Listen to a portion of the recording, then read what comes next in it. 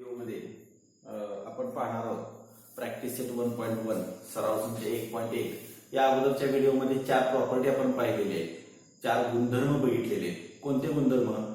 Ratio of the areas of two triangles is equal to the ratio of their product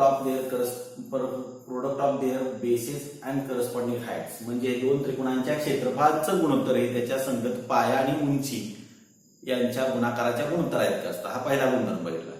If the ratio of the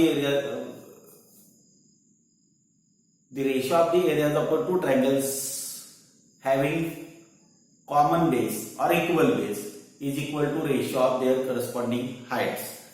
हा दुसरी property होती. गुणधर्म क्रमांक 2 मध्ये सांगितलं होतं समान पाया असणाऱ्या दोन त्रिकोणांच्या क्षेत्रफळाचं गुणोत्तर हे त्याच्या संगत उंचीच्या गुणोत्तरा इतकं असतं.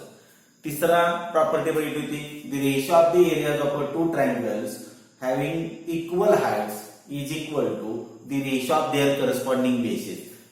समान उंचीच्या दोन त्रिकोणांच्या क्षेत्रफळाचं गुणोत्तर हे त्यांच्या संगत पायाच्या गुणोत्तरा इतकं असतं. आणि चौथी प्रॉपर्टी, जर बेसिस आणि हाइट्स इक्वल असतील तर रेशो 1:1 येतो. म्हणजे पाया आणि उंची जर समान असेल तर त्या दोन त्रिकोणांच्या क्षेत्रफळाचं गुणोत्तर हे 1:1 येतं. अशा रीतीने आपण 4 प्रॉपर्टी बघितल्या होत्या. त्या 4 प्रॉपर्टीवर आधारित हा प्रॅक्टिस सेट 1.1 आहे. तर प्रॅक्टिस सेट 1.1 मध्ये क्वेश्चन नंबर पहिला दिलेला आहे बघा. Base of a triangle is 9 centimetre and it's height is 5 centimetre. एका त्रिकोणाचा पाया 9 सेंटीमीटर आणि उंची 5 सेंटीमीटर आहे. And the base of another triangle is 10 centimetre and the height is 6 centimetre. म्हणजे दुसऱ्या त्रिकोणाचा पाया 10 आणि उंची 6 आहे. Find the ratio of the areas of these triangles. त्या त्रिकोणांच्या क्षेत्रफळाचं गुणोत्तर काढायला सांगितले.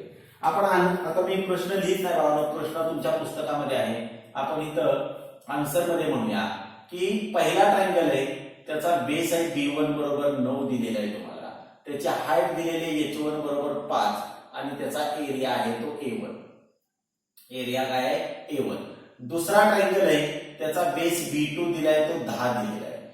H2 दिलाय तो 6 दिलेला आहे आणि त्याचा एरिया आहे तो A2 आहे.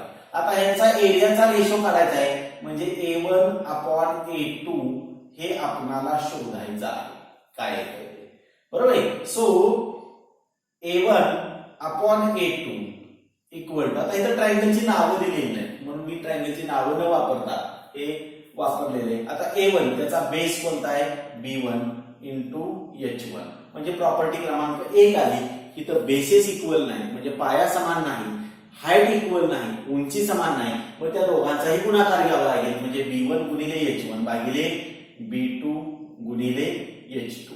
मग आता A1/A2 इक्वल टू B1 किती आहे तर 9 गुणिले 5 भागिले 10 गुणिले 6. आता 5 न 10 ला डिवाइड करू शकतो आपण. 5 1 5, 5 दुने 10, इथं 3 दुने 6 आणि 3 3 9. म्हणजे A1/A2 equal to 3 into 1 means 3 and 2 into 2 means 4. म्हणजे A1:A2 इक्वल टू 3:4. म्हणजे A1:A2 बरोबर 3:4. मग इथं आपण परत हा वर्ड प्रॉब्लेम आहे, त्याचं शब्दात उत्तर द्यावं लागेल. So ratio of their areas equal to किती आला? 3:4. म्हणून त्यांच्या क्षेत्रफळांचे गुणोत्तर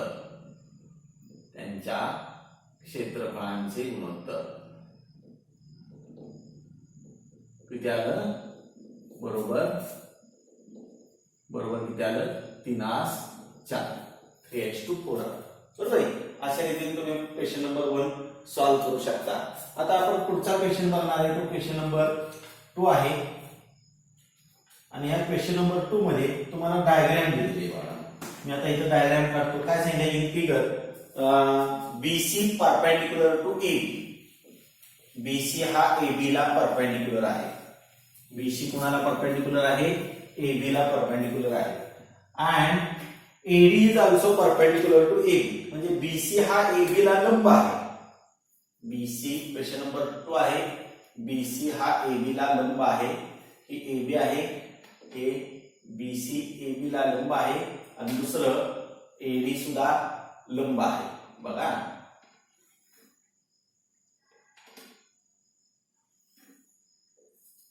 हे ए बी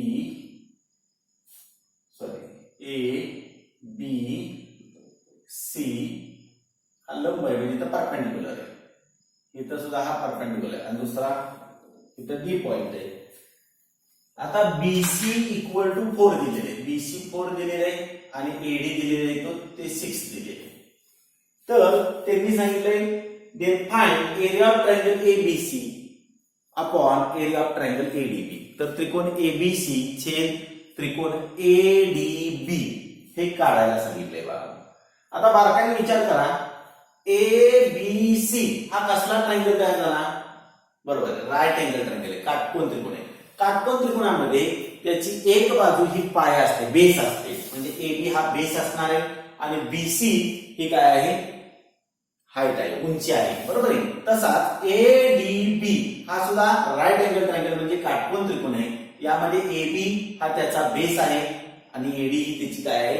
हाईट आहे. म्हणजे दोन्ही ट्रायंगल मध्ये जर बघितलं तर एबी हा कॉमन येतो. कॉमन हा जो पार्ट आहे एबी जे आहे कॉमन, पण तो काय पकडला? आपण बेस पकडला.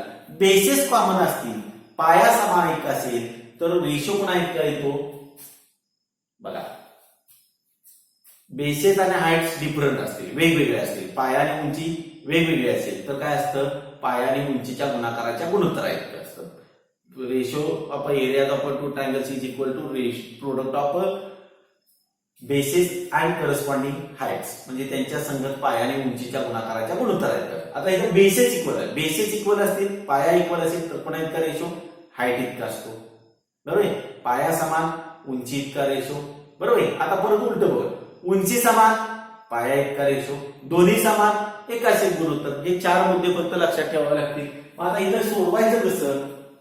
तर area of triangle ABC upon area of triangle ADB equal to, आता याला बेसचा प्रॉब्लेमच येत नाही. बेस विचारात घ्यायची गरजच नाही, कारण तो कॉमन आहे. मग फक्त हाईट विचारात घ्यावी. मग एबीसीची हाईट कोणती? बीसी अपॉन एडीबीची हाईट कोणती? एडी. बरोबर आहे का? तर इथं कारण द्यावं लागेल. ट्रायंगल्स हॅव्हिंग इक्वल म्हणता येत नाही बाळा, मग इथं कसा आहे तो? बरोबर आहे, कॉमन बेस. म्हणजे समान किंवा सामायिक पायाचे त्रिकोण. कसले आहेत? सामायिक पायाचे त्रिकोण. मग आता पुढे किमती बघूया. इथं पहिलं गुणधर्म लिहिला. बघा तुम्ही मुद्दे पहिला काय द्यावं लागेल? गुणधर्म. गुणधर्मावरून त्यात किमती भरणं आणि परत त्याला सिम्प्लिफाय करणं, म्हणजे त्याला सरळ रूप देणं. हा भाग येतो म्हणजे area of triangle ABC upon area of triangle ADB. बरोबर. आता बीसी बरोबर किती भेटलेले आहे बघा आपण? 4 छेद एडी किती आहे? 6. आता सिम्प्लिफाय करणं म्हणजे यातनं कॉमन मल्टिपल काढून टाकावं लागेल. म्हणजे area of triangle ABC upon area of triangle ADB बरोबर. कशानं डिवाइड? 2 न भाग जाईल. बे दुने 4 आणि बे 3 6, म्हणजे रेशो किती आला? 2/3. रेशो किती आला? 2/3 आला. आता जर तुम्ही बघितलं, हा प्रॅक्टिस सेट चाललाय. प्रॅक्टिस सेट 1.1 मध्ये तुम्ही जर असंच गेला, बघा याच्याशी अनुषंगानं मी समजावून देतो उदाहरण, ते तुम्ही घरी सोडवलं तर चालेल. प्रॉब्लेम सेट मध्ये क्वेश्चन नंबर 2 आहे. प्रॉब्लेम सेट मध्ये क्वेश्चन नंबर 4 आहे. ती डायग्राम कशी आहे बघा. हा कुठला आहे? प्रॉब्लेम सेट 1 मधला क्वेश्चन नंबर 4 आहे. बघा डायग्राम अशी आहे त्याची. इथं मी रफ डायग्राम काढतोय, तुम्ही पेन्सिलनं हे लिहून सोडवू शकता ह्याच्या उदाहरणाच्या खाली. बघा असं दिलेले. इथं सुद्धा एबीसी आणि डीसीबी हे 2 ट्रायंगल दिले. एबीसी आणि DCB, इथं राईट अँगल आहे 90 डिग्रीचा अँगल इथं सुद्धा आहे. AB बरोबर दिलेले आहे ते 6 दिलेले. ह्या दोन्ही त्रिकोणामध्ये कोण ABC 90चा आहे, कोण DCB हा सुद्धा 90चा आहे. हे 6 दिले, हे 8 दिले. आता बघा हा सुद्धा राईट अँगल ट्रायंगल आहे का बघा, हा काटकोन त्रिकोण आहे.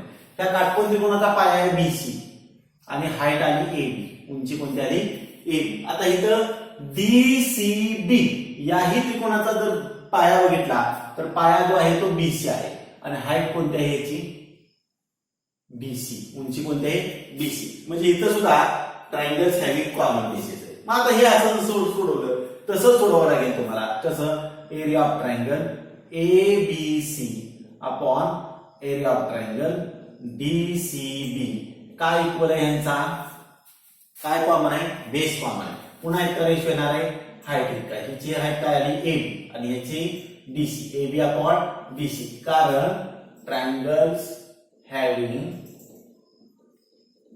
कॉमन बेसिस म्हणजे सामायिक पायाचे त्रिकोण. आता ह्या किमती भरा, सामायिक पायाचे त्रिकोण ह्या किमती भरा. AB ची किंमत आहे 6/8, भाग जाईल 2 आणि 2 म्हणजे गुणोत्तर किती येणार आहे 3/4. म्हणजे प्रॅक्टिस सेट 1.1 मधला क्वेश्चन नंबर 2 सोडवला की प्रॉब्लेम सेट मधला क्वेश्चन नंबर 4 तुम्ही सोडवा. म्हणजे एकसारखी उदाहरणं जर जवळजवळ आली तर तुम्हाला अभ्यास करताना कमी कालावधीमध्ये जास्तीत जास्त अभ्यास होऊ शकेल. कारण का समान गुणधर्माचे उदाहरणं जवळजवळ असताना तुम्हाला अभ्यास कमी करायला लागेल. समजतंय, वही या पद्धतीने सोडवा. आता पुढचं उदाहरण आहे प्रॅक्टिस सेट मध्ये. मी आता जरा थोडस जम्पिंग प्रोसेस इकडून इकडं असं करणार आहे. प्रॅक्टिस सेट मध्ये मी येतोय आता आणि प्रॅक्टिस सेट 1.1 मध्ये क्वेश्चन नंबर 3 आहे. तो क्वेश्चन नंबर 3 मध्ये काय सांगितलंय बघा. इन ऍडजॉइनिंग फिगर म्हणजे शेजारी दिलेल्या आकृतीमध्ये segment PS perpendicular to segment RQ. रेख PS हा रेख RQ ला लंब आहे. रेख PS हा कोणाला आहे, रेख RQ ला लंब आहे. बरोबर आहे. पुढं रेख QT segment QT perpendicular segment PR. पुस्तक जवळ घेतले ना तुम्ही, पुस्तकाशिवाय तुम्हाला हे समजणार नाही. सेगमेंट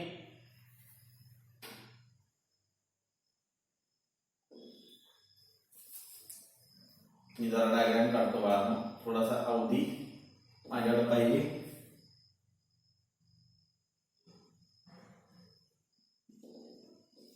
म्हणजे तुम्हाला मला समजावून सांगता येईल. इथं T पॉइंट आहे, इथं हा परपेंडिक्युलर दिलाय आणि हा इथं परपेंडिक्युलर आहे. बघा सेगमेंट PS जो आहे तो सेगमेंट QR ला RQ ला परपेंडिक्युलर आहे. PS हा RQ ला लंब आहे. आता तो बाहेरच्या बाजूला. आता लक्षात आलं असेल तुमच्या की हे विशाल कोन त्रिकोण असल्यामुळं PS बाहेरच्या बाजूला गेलाय. QT हा PR वर काढलेला लंब आहे. बरोबर. आता याला किमती दिले. RQ बरोबर 6 म्हणजे हे 6 दिले. RQ किती दिलेले 6 दिले. PS किती दिले तर PS सुद्धा 6 दिलेले. PS किती दिलेले 6 दिले. आता PR P पासून R पर्यंत काय दिलेले बघा. PR बरोबर 12 दिले. हे PR बरोबर किती दिलेले 12 दिलेले. Then find QT. तर QT ची किंमत काढायला सांगितली बघा. आता इथं गंमत अशी की ट्रायंगल एकच आहे. कोणता ट्रायंगल बघा PQR हा ट्रायंगल बघा. मी जरा थोडासा रेषा मारतो. हे ट्रायंगल PQR आला का लक्षात तुमच्या. आता या ट्रायंगलचा जर बेस मी QR पकडला तर हाईट होणार आहे PS. बघा QR ची करस्पॉन्डिंग हाईट PS आहे. QR जर पाया आपण गृहीत धरला तर उंची PS होईल. दुसरं हा त्रिकोण PQRच आहे आणि या त्रिकोण PQR चा जर मी PR हा पाया पकडला, कोणता पाया पकडला PR हा जर पाया पकडला तर उंची होणार आहे संगत उंची QT होईल. संगत उंची कोणती होईल QT. मग आता यावरून आपण असं करूया की प्रथम दोन्ही गोष्टी माहित असणारा बेस आणि हाईट दोन्ही गोष्टी माहित असणाऱ्यावरून आपण याचा एरिया काढूया. म्हणून एरिया ऑफ ट्रायंगल कोणता PQR. समजलं का PQR बरोबर. आता याला पूर्ण फॉर्म्युला वापरावा लागेल, इथं कुठलाही गुणधर्म वापरायचा नाही. त्रिकोणाच्या क्षेत्रफळाचं सूत्र वापरतो आपण 1/2 गुणिले बेस. बेस म्हणजे पाया, पाया म्हणजे कोणता QR गुणिले उंची, उंची कोणती PS. आता ह्यावरून क्षेत्रफळ काढूया. So area of triangle PQR equal to 1/2 into 6. आता इथं भाग आहे त्रिक 6 आणि साहित्य किती येणार आहे बरोबर आहे, किती येणार आहे 18. म्हणजे एरिया ऑफ त्रिकोण PQR बरोबर किती त्याला 18 स्क्वेअर. आता सेंटीमीटर म्हणले का बघा, तर स्क्वेअर युनिट चौरस एकक, काय म्हणूया चौरस एकक म्हणूया इथं बरोबर आहे. आता पुन्हा मी आणखीन एरिया ऑफ ट्रायंगल PQR काढू शकतो, एरिया ऑफ ट्रायंगल PQR. पण आता तुम्ही म्हणणार सर त्रिकोण PQR त्रिकोण तोच राहिला, पाया आणि उंची त्याची संगत पाया आणि उंची जर बदलली तर त्याचं क्षेत्रफळ बदलत नाही. म्हणजे ह्या PQR हाच त्रिकोण ह्या उदाहरणामध्ये घेतलेला आहे. आता मात्र पायाने घेतला PR, मग आता सूत्र लिहावं लागेल 1/2 गुणिले पाया PR गुणिले उंची कोणती तर QT. आता काय काय माहित झालं तर ह्याचा एरिया पण माहित झाला बघा. इथं आपण हा एरिया काढलाय का बरोबर आहे. हा एरिया इथं बघूया 18 बरोबर 1/2 गुणिले PR किती आहे 12 गुणिले QT किती आहे शोधायचंय आपल्याला QT ची लांबी. इथं भाग आहे बे 12. आता 6 आणि QT याच्यामध्ये गुणाकाराचे नाही, म्हणजे 6 गुणाकाराच्या स्वरूपात इकडे येईल भागाकाराच्या स्वरूपामध्ये, म्हणजे 18 भागिले 6 बरोबर QT. 18 भागिले 6 बरोबर काय आला QT. मग 18 ला 6 ने डिवाइड केलं तर किती येणार आहे 3 बरोबर QT. मग फायनल आन्सर लिहूया QT बरोबर 3 युनिट्स म्हणजे 3 एकक. QT ची लांबी किती असणार आहे 3 एकक असणार आहे बरोबर आहे. फारसं काय अवघड आहे असं नाही, सोपी उदाहरणं आहेत, फारशी अवघड आहेत असं नाही बघा समजलं. आता क्वेश्चन नंबर 4 घेऊया. Question number 4.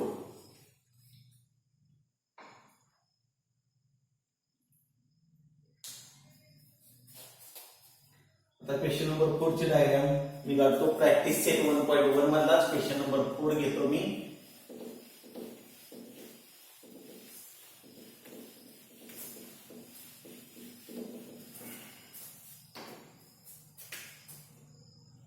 क्वेश्चन नंबर 4 काय सांगितलं बघा, in adjoining figure AP perpendicular to BC. शेजारच्या आकृतीमध्ये AP लंब आहे BC ला. AP कोणाला लंब आहे BC ला लंब आहे.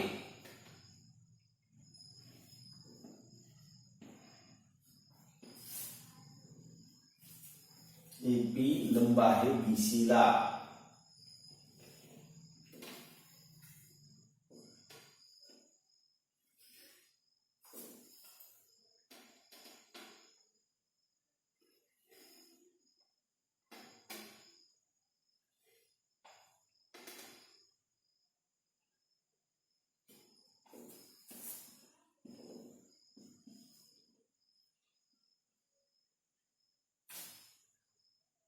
आणि AD आणि BC हे AD आणि BC या दोन लाईन समांतर आहेत, पॅरलल आहेत. आता डायग्राम आकृती बघितली की तर या दोन त्रिकोणांच्या क्षेत्रफळाचं गुणोत्तर काढायला सांगितले बघा जरा. आता मी काय करतो इथे दुसरा परपेंडिक्युलर काढतो D पॉइंट मधून.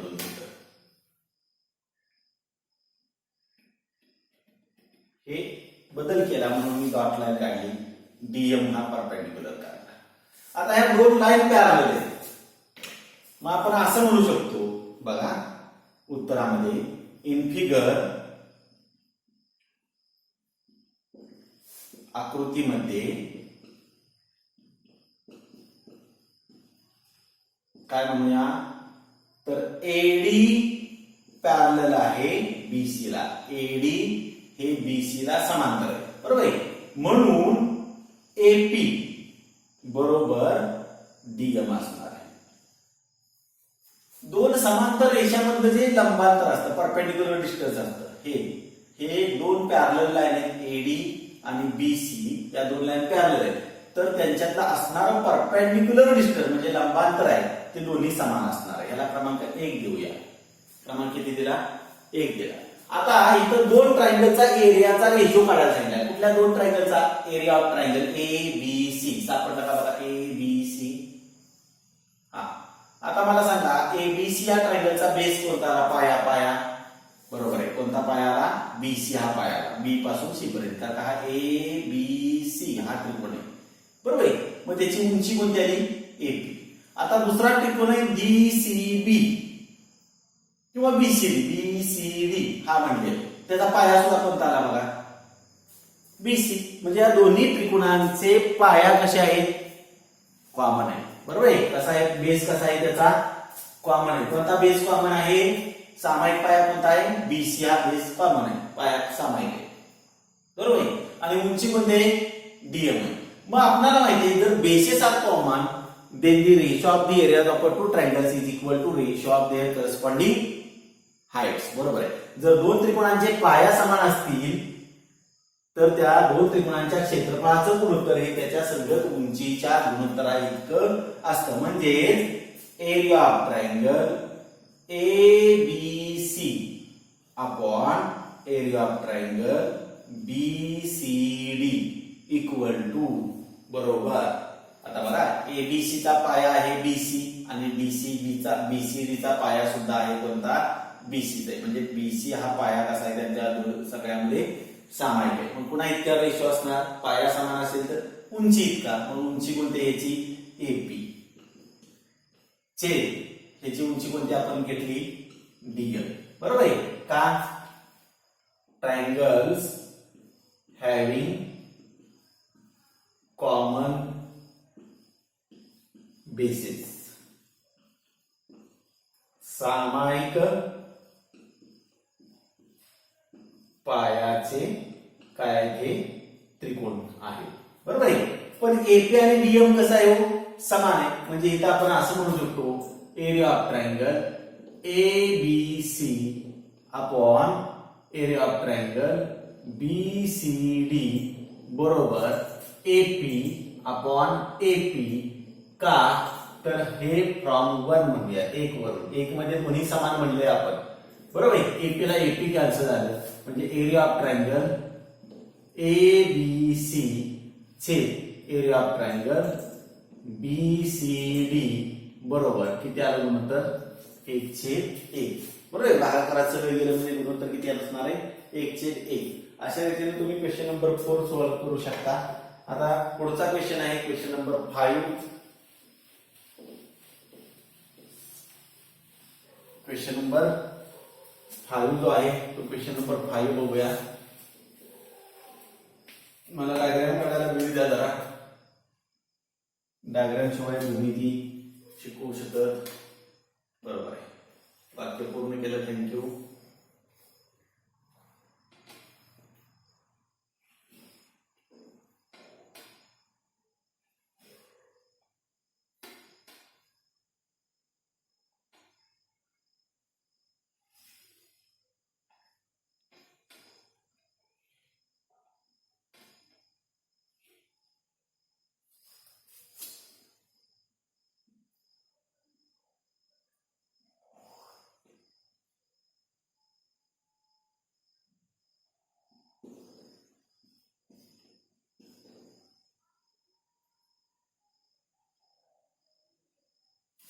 बरं, आता ऍडजॉइनिंग शेजारच्या आकृतीमध्ये PQ परपेंडिक्युलर दिलाय BC ला. PQ हा BC ला लंब दिलाय. AD perpendicular to BC, AD हा BC ला लंब दिलेला आहे. तर खालील गुणोत्तर काढायला सांगितलंय. पहिलं गुणोत्तर सांगितलंय. पहिला बघा एरिया ऑफ ट्रायंगल कोणता आहे? तर PQB upon area of triangle PBC आता पहिलं उद्दिष्ट काय आहे माहितीये बाळांनो? हा बरोबर. काय पहिलं उद्दिष्ट की आपणाला ते ट्रायंगल आपल्याला आकृतीतला शोधता आला पाहिजे.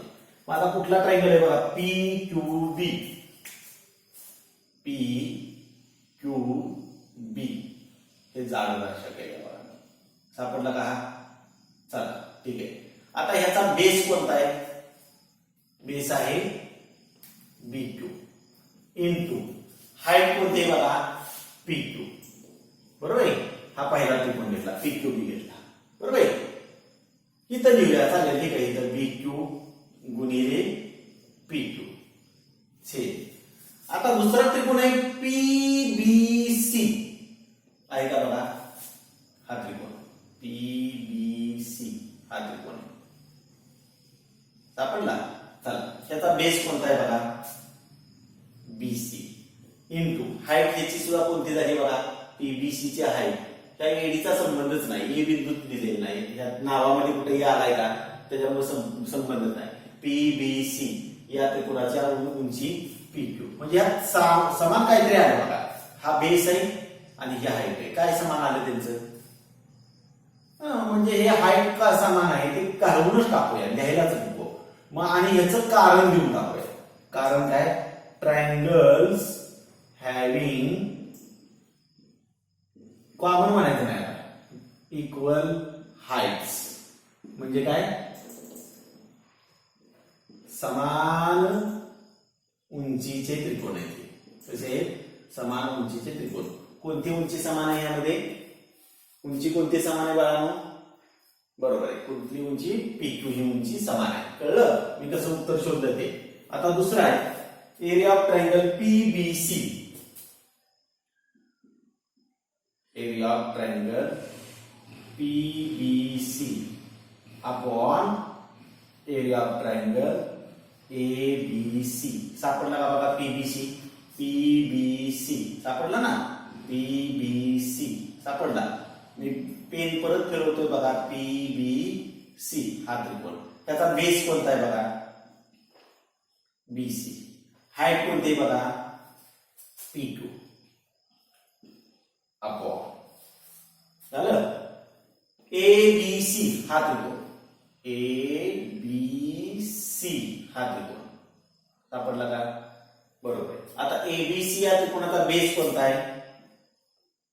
BC.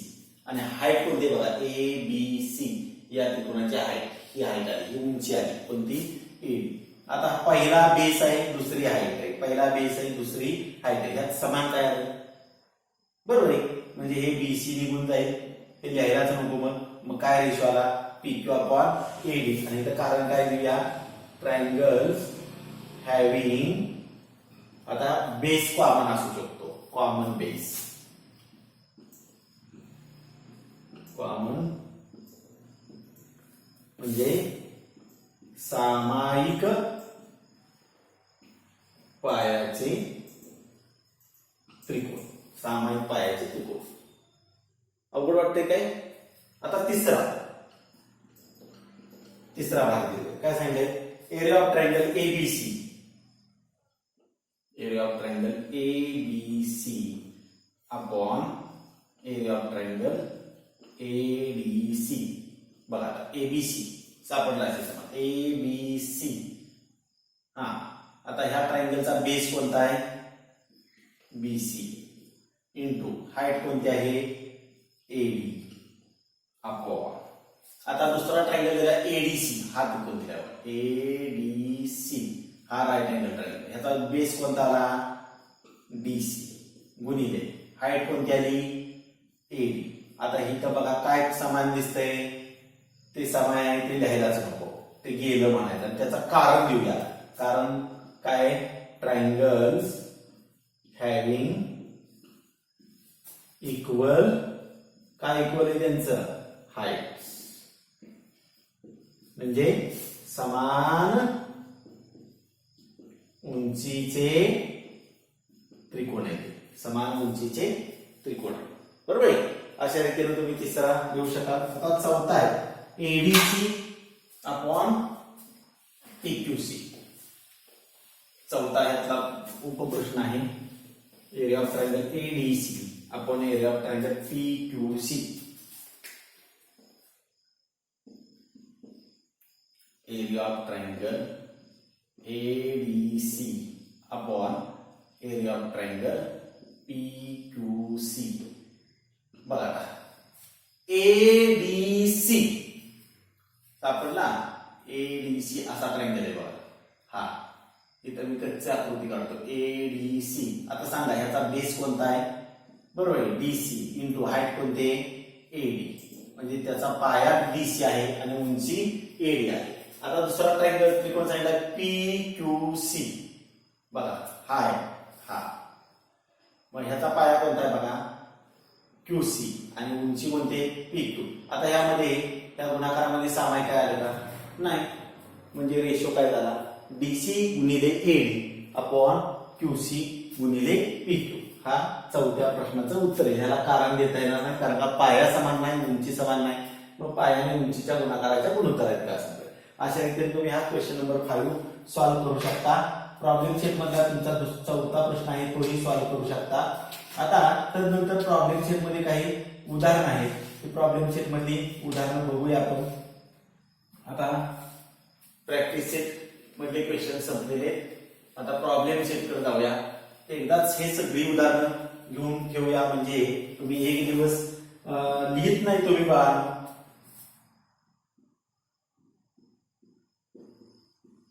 Problem set 1 question number जो आहे तो 2 आहे. क्वेश्चन नंबर 2 सांगितलेला आहे. बघा आता त्याची डायग्राम काढतो मी आणि मग एक्सप्लेन करतो उदाहरण.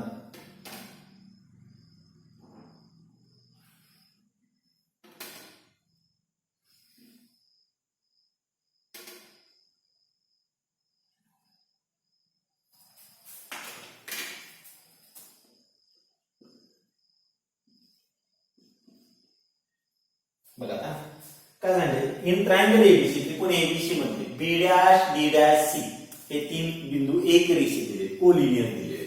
आता यामध्ये लांबी दिलेली आहे बघा. BD बरोबर 7 दिलेले. BD किती दिलेले? 7 दिलेले. आणि BC हे जे आहे ते BC 20 दिलेले. BC किती दिलेले? 20 दिलेले. बरोबर आहे. तर then find the following ratios. तर खाली गुणोत्तर काढायला सांगितलेले. पण आता बाळांनो इथं BD दिलाय, BC दिलाय, पण DC दिलेला नाही. तो पहिला उत्तरामध्ये काढणं गरजेचं आहे. पहिल्या उत्तरामध्ये DC काढूया. मग काय म्हणता येईल? In triangle ABC. In triangle ABC त्रिकोण ABC मध्ये बघा काय म्हणता येईल? B', D', C. बरोबर आहे. म्हणून BC बरोबर BD किंवा BD अधिक DC बरोबर BC असं म्हटलं तर चालेल. BD अधिक त्याला जोडला DC म्हणजे तयार झाला BC. आता BD ची लांबी आहे 7 अधिक DC बरोबर BC आहे 20 अधिक 7 आहे ते उजव्या बाजूला गेलं काय होईल? बरोबर आहे 20 वजा 7 म्हणजे DC बरोबर किती आलं? 13. ही पूर्व तयारी केली म्हणजे DC 13 असणार. हे आपल्याला तोंडी सुद्धा सांगता येते परंतु बोर्डाच्या परीक्षेमध्ये तुम्हाला तोंडी का गणित का सोडवण्यात अर्थ नाही. तर तुम्हाला स्टेप त्या येणं गरजेचं आहे, पायऱ्या त्या येणं गरजेचं आहे. आता पहिलं सांगितलेलं बघा. पहिलं गुणोत्तर एरिया ऑफ ट्रायंगल ABD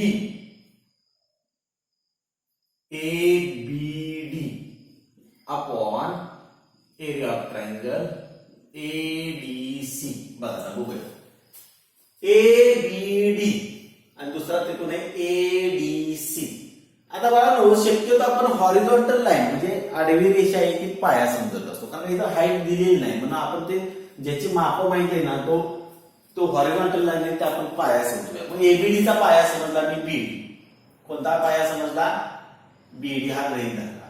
बरोबर आहे. आणि ADC चा पाया कोणता असणार आहे? मग DC. पण हे दोन्ही पाया कोलिनियर आहेत, एकाच रेषेवर आहेत का बघा बघू. BD आणि DC हे दोन्ही पाया एकाच रेषेवर आहेत. जेव्हा दोन ट्रायंगलचे बेसेस कोलिनियर असतात आणि त्यांच्या रिमेनिंग व्हर्टेक्स जो आहे म्हणजे उरलेला शिरोबिंदू जो आहे तो कॉमन असतो. म्हणजे उरलेला शिरोबिंदू ABD ला उरला शिरोबिंदू BD पाया घेतला तर उरला शिरोबिंदू A एडीसी हा डीसी हा पाया घेतला तर उरला शिरोबिंदू ए हा कसा आहे तर त्याचा सामायिक शिरोबिंदू आहे. ज्यावेळी बेसिस कोलिनियर आणि रिमेनिंग व्हर्टेक्सचं कॉमन उरलेला शिरोबिंदू सामायिक असतो त्यावेळी त्यांची उंची समान असते. कसं तर बघूया आपण याचं आता आणखी स्पष्टीकरण देतो तुम्हाला. मी इथून जर परपेंडिक्युलर काढला,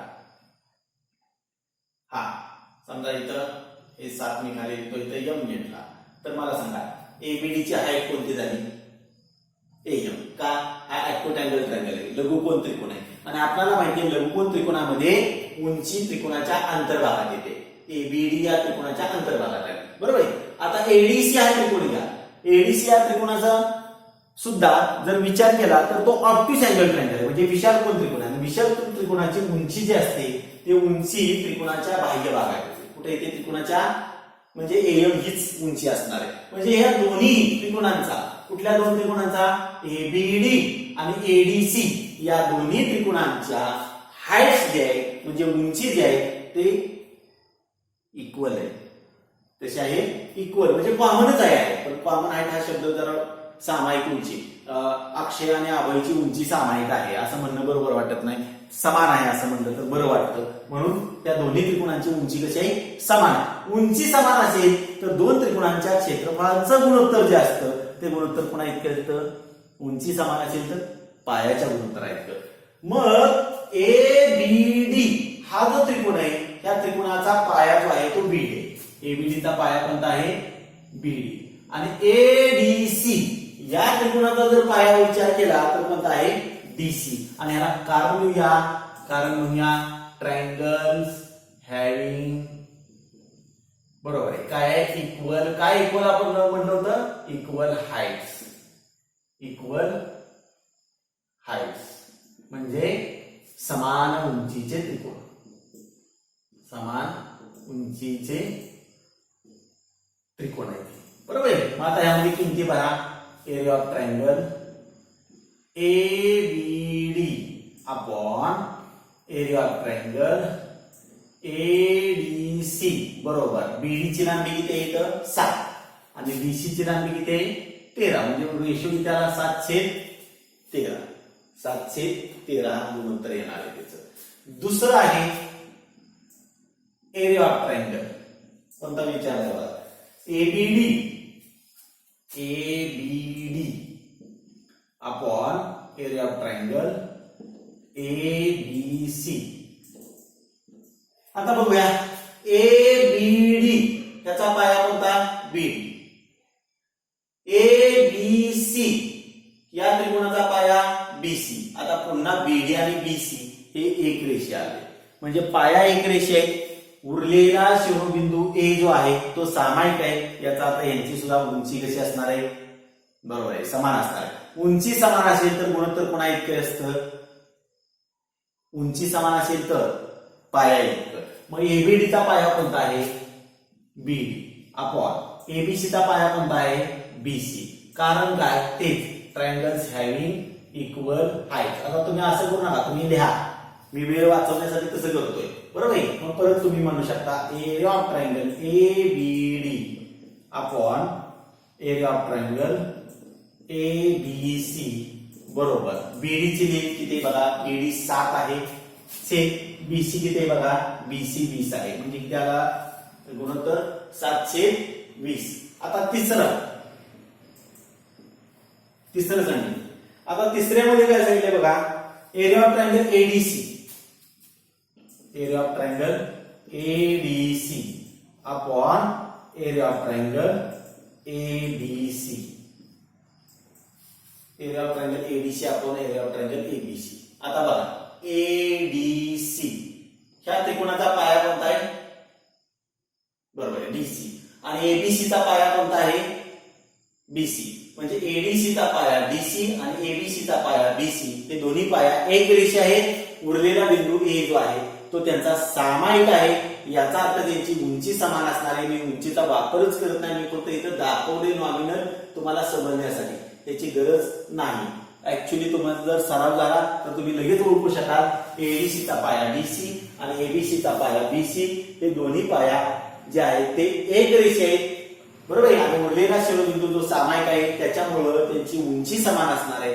उंची समान असेल तर त्या दोन त्रिकोणांच्या क्षेत्रफळाचं गुणोत्तर त्याच्या संगत पाया इतकं. पण एडीसीचा बेस जो आहे तो डीसी आहे आणि एबीसीचा बेस आहे तो आहे बीसी.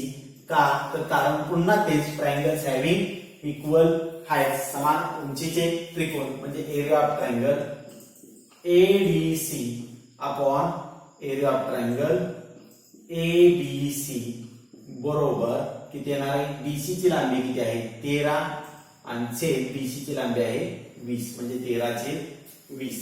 हे अशा रीतीनं तुम्हाला हे उदाहरण सोडवता येऊ शकेल. बरोबर आहे. आता दोनच एक्झाम्पल राहिलेले आहेत बाळांनो, दोनच एक्झाम्पल राहिलेली आहेत. ती दोन उदाहरणं घेऊन टाकूया.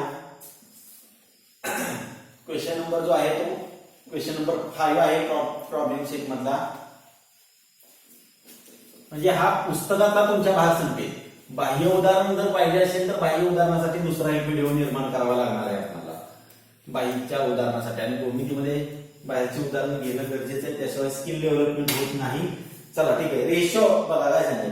Ratio of areas of two triangles with equal heights is 2:3. दोन त्रिकोणांच्या समान उंचीच्या दोन त्रिकोणांच्या क्षेत्रफळाचं गुणोत्तर 2:3 आहे. If base of the smaller triangle is 6 centimeter, then what is the corresponding base of the larger triangle? What is the corresponding base of the larger triangle? बघा, दोन त्रिकोण आहेत समान उंचीचे, समान उंचीच्या दोन त्रिकोणांच्या क्षेत्रफळाचं गुणोत्तर 2:3 दिलेले. किती दिलेले 2:3 दिलेले. त्यापैकी लहान त्रिकोणाचा जो पाया आहे तो पाया 6 सेंटीमीटरचा आहे. तर मोठ्या त्रिकोणाच्या संगत पायाची लांबी काढायला सांगितली. आपण असं करूया. क्वेश्चन नंबर हा आहे तो प्रॉब्लेम सेट मधला क्वेश्चन नंबर जो आहे तो 3 आहे. बघूया काय म्हणता येईल क्वेश्चन नंबर 3 मध्ये. मग लेट समजा इन स्मॉलर ट्रायंगल लहान त्रिकोणात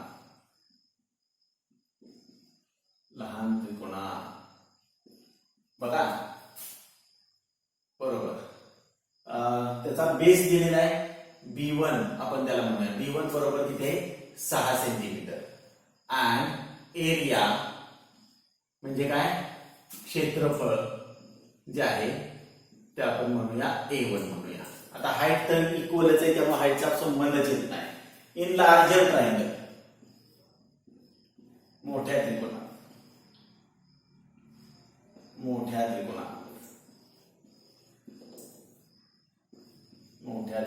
काय दिलेलं आहे बेस मानूया B2.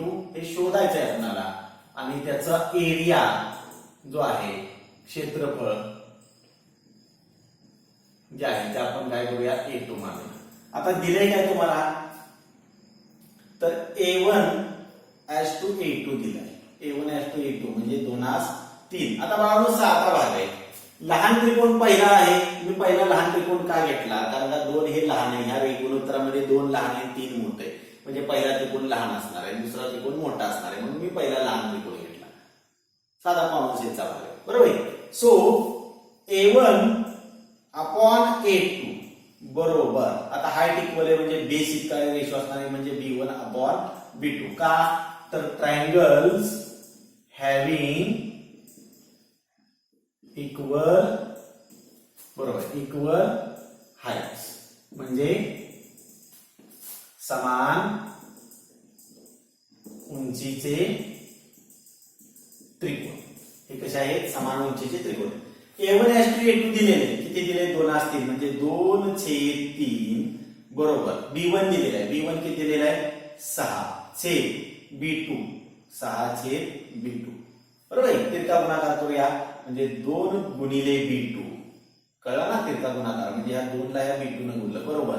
6 गुणिले 3. आता 2 गुणाकार स्वरूपात इकडे गेलं भागाकार स्वरूपात म्हणजे B2 बरोबर 6 गुणिले 3 भागिले 2 बेक बेत्रिक 6 म्हणजे B2 बरोबर so B2 equal to 3 into 3 9 बरोबर आहे. मग आता खाली तुम्ही म्हणू शकता काय so base of corresponding base of a larger triangle असं म्हणावं लागेल. हे शब्दात उत्तर लिहा तोंडी सांगितलं तर चालेल. Corresponding base of larger triangle बरोबर 9 सेंटीमीटर म्हणजे मोठ्या त्रिकोणाचा संगत पाया बरोबर किती असणार आहे 9 सेंटीमीटर. असं शब्दात उत्तर तुम्ही द्यावं लागेल. शेवटी अशा रीतीने क्वेश्चन नंबर 3 सोडवू शकाल. क्वेश्चन नंबर 4 झालेला आहे. क्वेश्चन नंबर 4 जो आहे तो क्वेश्चन नंबर 4 झालेला आहे. क्वेश्चन नंबर 5 बघूया. क्वेश्चन नंबर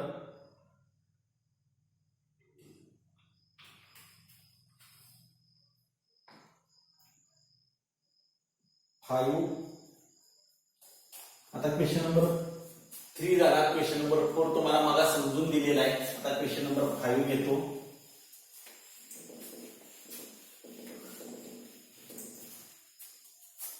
क्वेश्चन नंबर 5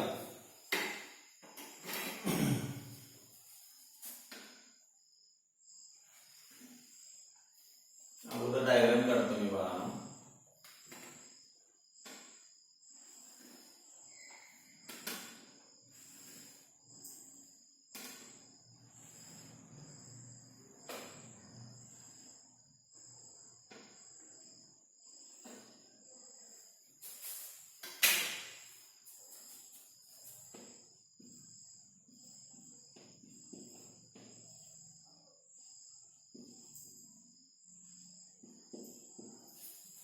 बघा इथं आकृतीमध्ये PM 10 दिले. PM किती दिलेले 10 दिलेले. PQS या त्रिकोणाचं क्षेत्रफळ दिलेले 100. याचं क्षेत्रफळ दिलेले 100 दिलेले.